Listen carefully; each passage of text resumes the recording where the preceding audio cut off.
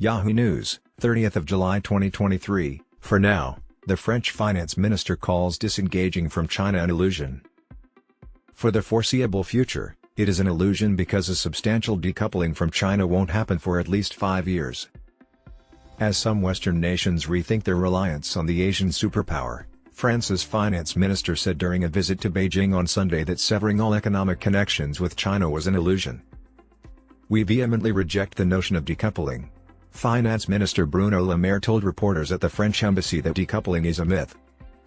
There is no chance of economic decoupling between the economies of the United States, Europe, and China. Le Maire nevertheless maintained France's goal of increasing economic independence in some areas. De-risking, a term recently gaining popularity in the West, does not mean that China is a risk, he continued. De-risking entails a desire for more independence. He continued, using microchips as one example, "We don't want to realize, as we realized during the COVID crisis, that we have too much dependence on some particular components." Le Maire's comments come as some Western nations, particularly Germany, which counts China as its top trading partner and a significant market for its car industry, work to lessen their economic reliance on the Asian nation.